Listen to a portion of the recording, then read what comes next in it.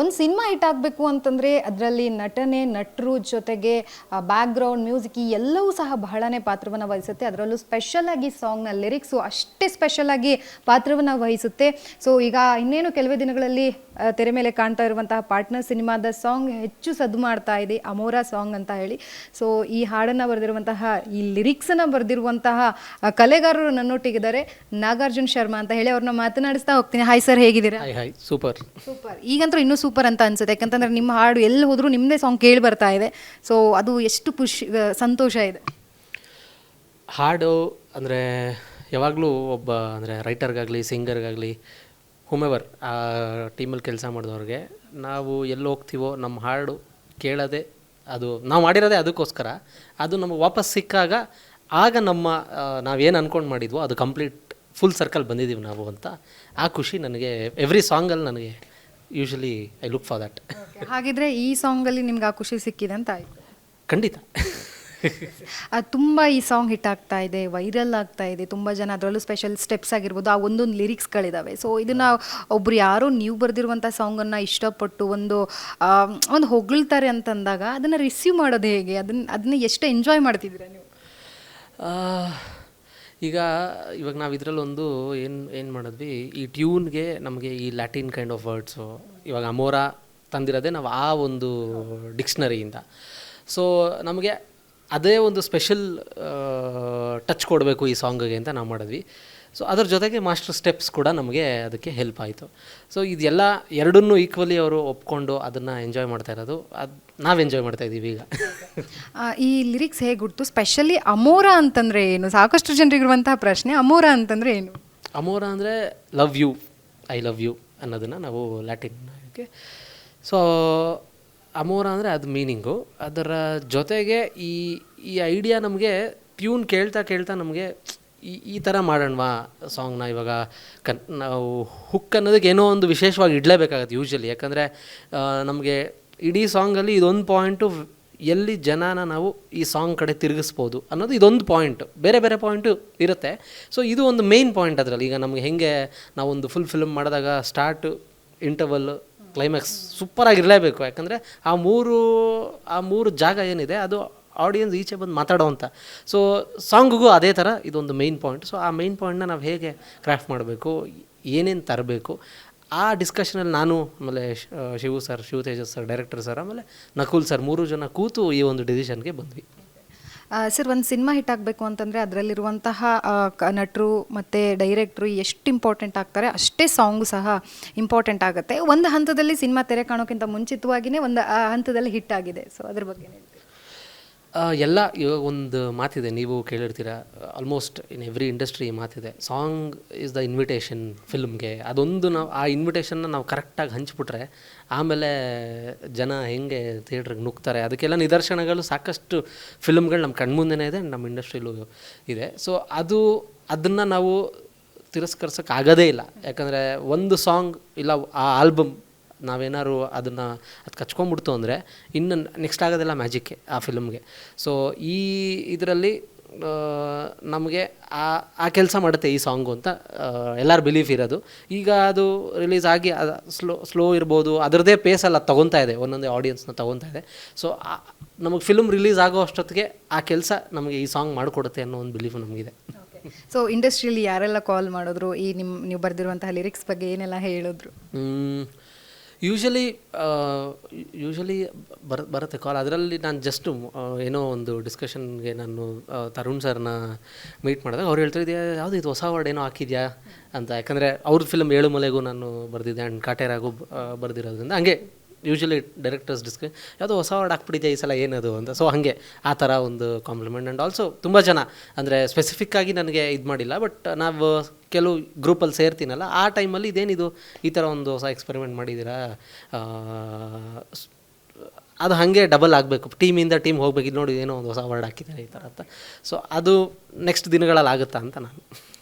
Sir, ಈಗ almost ನೀವು ಒಂದು 400 ಸಿನಿಮಾದು ಎಲ್ಲ ಲಿರಿಕ್ಸ್ ಬರ್ತಿದ್ದೀರ ಅಂತ ಅನ್ಸುತ್ತೆ. ಸೊ ಅದರಲ್ಲಿ ಪ್ರತಿಯೊಬ್ಬರಿಗೂ ಒಂದು ಮಾಡಿರೋ ಸಿನಿಮಾದಲ್ಲಿ ಒಂದು ಸ್ಪೆಷಲ್ ಅನ್ನೋದಿರುತ್ತೆ. ಈಗ ನೀವು ಬರೆದಿರೋ ಸಾಂಗ್ಗಳಲ್ಲಿ ಸ್ಪೆಷಲ್ ಸಾಂಗ್ ಅಂತಂದರೆ ನಿಮ್ಗೆ ಯಾವುದು ತುಂಬ ಮನಸ್ಸಿಗೆ ಹತ್ತಿರ ಆಗಿರುವಂಥದ್ದು? 400 ಸಾಂಗ್ಸು, 400 ಫಿಲ್ಮ್ಸ್ ಅಲ್ಲ. ನನಗೆ ಯಾವಾಗಲೂ ನಾನು ಈ ಹಿಂದೆನೂ ನಾನು ತುಂಬ ಕಡೆ ಹೇಳಿರೋದು ಏನಂದರೆ ನನಗೆ ಯಾವಾಗಲೂ ನನಗೆ ಇವಾಗ ಆಬ್ವಿಯಸ್ಲಿ ಒಬ್ಬ ಡೈರೆಕ್ಟರ್ನ ಹೋಗಿ ಯಾವ ಸಿನಿಮಾ ನಿಮಗೆ ನಾನು ಮಾಡಿರೋ ಎಲ್ಲ ಸಿನಿಮಾನೂ ಇಷ್ಟ ಅಂತ ಹೇಳಿ ನನಗೂ ನನ್ನ ಎಲ್ಲ ಸಾಂಗ್ಸು ಅಷ್ಟೇ ಪ್ರೀತಿಯುತವಾಗಿ ನಾನು ಅದನ್ನು ನೋಡ್ತೀನಿ. ಬಟ್ ನನಗೊಂದು ಎಮೋಷ್ನಲ್ ಫ್ಯಾಕ್ಟರ್ ಏನಂದರೆ ನನಗೆ ಹ್ಯಾಂಡ್ಸ್ ಅಪ್ ಸಾಂಗ್ ನನಗೆ ನಂದು ಅದು ಇಷ್ಟ ಅನ್ನೋಕ್ಕಿಂತ ಅದು ನನ್ನ ಎಮೋಷ್ನಲ್ ಸಾಂಗ್ ಅದು. ಯಾಕಂದರೆ ಅದೇ ಫಸ್ಟ್ ಎವರ್ ಬಿಗ್ಗೆಸ್ಟ್ ವೈರಲ್ ಆಗಿದ್ದು. ಸೊ ಅದು ಯಾವತ್ತೂ ನನ್ನ ಒಂದು ಪಾರ್ಟ್ ಆಗಿರುತ್ತೆ. ಸೊ ಈಗ ಅಮೋರ ಇದು ಏನು ಪಾರ್ಟ್ನರ್ ಸಿನಿಮಾದ ಒಂದು ಹಾಡು ತುಂಬ ವೈರಲ್ ಆಗ್ತಾ ಇದೆ, ತುಂಬ ಚೆನ್ನಾಗಿ ರೆಸ್ಪಾನ್ಸ್ ಸಿಗ್ತಾ ಇದೆ ನಿಮಗೆ. ಸೊ ಅದ್ರ ಬಗ್ಗೆ ಏನು ಹೇಳ್ತೀರಿ, ಏನು ಅನ್ನಿಸ್ತಿದೆ? ನಾವು ಈಗ ಒಂದು ಭಯ ಇರುತ್ತೆ, ಒಂದು ಹೆಲ್ದಿ ಭಯ ಇರುತ್ತೆ. ಈಗ ನಮ್ಮ ಒಂದು ಥಾಟು, ನಮ್ಮ ಒಂದು ಎಕ್ಸ್ಪೆರಿಮೆಂಟು ಹೆಂಗೆ ರಿಸೀವ್ ಆಗ್ಬೋದು ಅಂತ. ಸೊ ಆ ಭಯದಿಂದ ಶುರುವಾಗಿ ಈಗ ಅದು ಎಂಜಾಯ್ಮೆಂಟ್ಗೆ ತಲುಪಿದೆ ಅಂತ ಆ ಪ್ರೊಸೆಸ್ನ ನಾನು ಖುಷಿಗೆ ತೊಗೊತೀನಿ. ಒಂದು ಕವನ ಬರಿಬೇಕು, ಒಂದು ಕತೆ ಬರಿಬೇಕು ಅಂತಂದರೆ ಪೀಸ್ ಆಫ್ ಮೈಂಡ್ ಇರಬೇಕು, ದಂಡ್ ಚೆನ್ನಾಗಿರೋ ವಾತಾವರಣ ಅಂತ ಹೇಳಿ ಎಲ್ಲ ಕತೆಗಾರರು, ಕವಿತೆ ಬರೆಯೋರು ಹೇಳ್ತಾರೆ. ಹಾಗೆ ನೀವು ಹಾಡು ಬರಿಬೇಕು ಅಂತಂದರೆ ನೀವು ಯಾವ ಥರ ಲೊಕೇಶನ್ನು, ದೆನ್ ಯಾವ ಥರ ಸುತ್ತಮುತ್ತಲಿನ ವಾತಾವರಣವನ್ನು ಇಷ್ಟಪಡ್ತೀರಾ? ಯಾವ ಥರ ವಾತಾವರಣದಲ್ಲಿ ಕೂತ್ಕೊಂಡು ಸಾಂಗ್ನ ಲಿರಿಕ್ಸ್ನ ಹುಡುಕ್ತೀರಾ? ಇದೊಂದು ಕ್ವಶನ್ ಯಾವಾಗಲೂ ಬರೋವಂಥ ಕ್ವಶನ್ ಇದು. ಅಂದರೆ ಇಂಟರ್ವ್ಯೂಗಳಲ್ಲೇ ಅಲ್ಲ, ಕಾಮನ್ ಆಡಿಯನ್ಸ್ ನಮ್ಮ ಮನೇಲೂ ಕೇಳ್ತಾರೆ ಒಂದೊಂದ್ಸಲ, ಅದು ಯಾವ ಗ್ಯಾಪಲ್ಲಿ ಬರ್ತೇ ನೀನು ಈ ಲಿರಿಕ್ಸ್ನ ಅಂತ.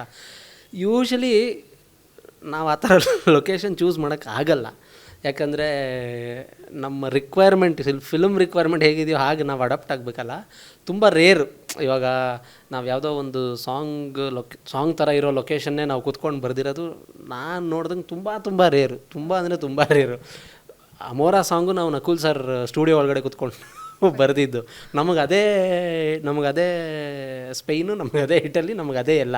ಸೊ ನಾವು ಅಲ್ಲೇ ಅದನ್ನು ನಾವು ಆಲ್ಮೋಸ್ಟ್ ಒಂದು 70% ಆಫ್ ದ ಸಾಂಗ್ ನಾವು ಅಲ್ಲೇ ಕಂಪ್ಲೀಟ್ ಮಾಡಿದ್ದು. ಇನ್ನು ಉಳಿದಿದ್ದು 30% ಆ ಕಡೆ ಈ ಕಡೆ ನಾವು ಎಲ್ಲಿ ನಮಗೆ ಟೈಮ್ ಆಗ್ತಿತ್ತು ಅಲ್ಲಿಂದ ನಾನು ಅದನ್ನು ಚೇಂಜಸ್ ಮಾಡಿ ಕಳಿಸ್ತಾ ಇದ್ದೆ.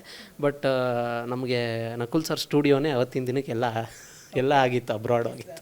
ಪಾರ್ಟ್ನರ್ ಸಿನಿಮಾದ ಈ ಹಾಡಿಗೋಸ್ಕರ ಅಂತ ಈ ನಕುಲ್ ಸರ್ ಸ್ಟುಡಿಯೋ ಅಂತೂ ಐ ಥಿಂಕ್ ಯಾರು ಮರೆಯಲ್ಲ ಅನ್ಕೊತೀನಿ. ಯಾಕಂದರೆ ಅಷ್ಟು ತುಂಬ ಸೆಷನ್ಗಳಲ್ಲಿ ನಾವು ಸ್ಪೆಂಡ್ ಮಾಡಿದ್ದೀವಿ.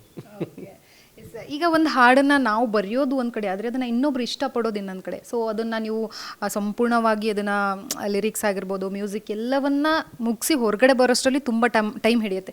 ನೀವು ಈ ಲಿರಿಕ್ಸನ್ನು ಬರೆದಾಗ ಹೇಗೆ ಡೈರೆಕ್ಟರ್ಗಾಗಿರ್ಬೋದು, ಬೇರೆ ಎಲ್ರಿಗೂ ಅದನ್ನು ತಿಳಿಸೋದು ಒಂದು ವೇ ಇರುತ್ತಲ್ಲ, ಅದನ್ನು ಯಾವ ರೀತಿಯಾಗಿ ಅಪ್ರೋಚ್ ಮಾಡಿದ್ರಿ, ಹೇಗೆ ಅದ್ರ ಹಿಂದೆ ಒಂದಷ್ಟು ಕತೆಗಳಿರುತ್ತೆ, ಹೇಗಿತ್ತು? ಡೈರೆಕ್ಟರ್ ಸರ್ರು ನಮಗೆ ಆ್ಯಕ್ಚುಲಿ ಇವಾಗ ಟ್ಯೂನ್ ರೆಡಿ ಆಗಿದೆಯಪ್ಪ, ಇದು ನಿಮ್ಮದು, ನೀವೇನು ಮಾಡ್ತೀರೋ ಇದಕ್ಕೆ ಮಾಡಿ, ನೀವು ಕೊಟ್ಮೇಲೆ ನನ್ನ ಒಂದು ಕಲರ್ಫುಲ್ ಥಾಟ್ಸ್ನ ನಾನು ತರ್ತೀನಿ ಅನ್ನೋ ಒಂದು ಫುಲ್ ಫ್ರೀಡಮ್ ನಮಗೆ ಕೊಟ್ಬಿಟ್ಟಿದ್ರು. ಅದೇ ನಮಗೆ ಜಾಸ್ತಿ ಜವಾಬ್ದಾರಿ ಆಗಿತ್ತು. ಇವರು ಫುಲ್ ಎಲ್ಲ ನಮಗೆ ಕೊಟ್ಬಿಟ್ಟು ಅವರು ಆರಾಮಾಗ್ಬಿಟ್ರಲ್ಲ ಅಂತ. ಬಟ್ ಎಲ್ಲೋ ಅಂದರೆ ಅದೇ ಟಾಸ್ಕು. ಅಂದರೆ ಫಸ್ಟು ಟೀಮ್ ಎಂಜಾಯ್ ಮಾಡ್ಬೇಕು ನಮ್ಮ ಕೆಲಸನ. ಯಾಕಂದರೆ ನಮ್ಮ ಸಿನಿಮಾನ ನಾವು ನೋಡಿ ನಮಗೆ ಅದು ಫಸ್ಟ್ ಖುಷಿ ಕೊಡಬೇಕಲ್ವ. ಸೊ ಇದರಲ್ಲಿ ಫಸ್ಟ್ ಈ ಟೀಮ್ ರಿಯಾಕ್ಷನ್ ಹೇಗಿರುತ್ತೆ ಅಂತ ನಮ್ಮಿಬ್ಬರಿಗೂ ಇತ್ತು, ನನಗೂ ನಕುಲ್ ಸರ್ ಇಬ್ಬರಿಗೂ ಇತ್ತು. ಬಟ್ ಅದನ್ನು ನಮಗೆ ಆ್ಯಕ್ಚುಲಿ ತುಂಬ ಈಸಿ ಅಂತ ಹೇಳಲ್ಲ, ಎರಡೂ ನಾವು ಬ್ಯಾಲೆನ್ಸ್ ಮಾಡಿದ್ವಿ. ಇವಾಗ ಕನ್ನಡದಲ್ಲಿ ನೀವು ಸಪೋಸ್ ಸಾಂಗ್ನ ಅಬ್ಸರ್ವ್ ಮಾಡೋದಾದರೆ ಪ್ರೀತಿ ಬಗ್ಗೆ ಒಂದು ಡೆಫಿನೇಷನ್ ಹೇಳಿದ್ದೀವಿ, ಪ್ರೀತಿ ಆಗೋದು ಯಾವಾಗ, ಮೋಡ ಮೀಟ್ ಆದಾಗ. ಸೊ ಈ ಥರದ್ದು ಇಟ್ಕೊಂಡು ಒಂದು ಸ್ವಲ್ಪ ಟಚ್ ನಮ್ಮ ಈ ಲ್ಯಾಟಿನ್ ಕೈಂಡ್ ಆಫ್ ಅದ್ರದ್ದು ಒಂದಷ್ಟು ವರ್ಡ್ಸ್ ಇಟ್ಕೊಂಡು ಎರಡನ್ನೂ ಮಿಕ್ಸ್ ಮಾಡೋಣ. ಯಾಕಂದರೆ ನಾವು ಒಂದನ್ನೇ ಕಾನ್ಸಂಟ್ರೇಟ್ ಮಾಡಿಬಿಟ್ರೆ ಅದು ನಾಳೆ ದಿನ ಇವರೇನಪ್ಪ ಇದೇನೋ ಒಂದು ಹೊಸದಿದೆ ಅಂತ ಬರೀ ಅದನ್ನೇ ಹೇಳ್ಕೊಂಡು ಹೋಗಿದ್ದಾರೆ.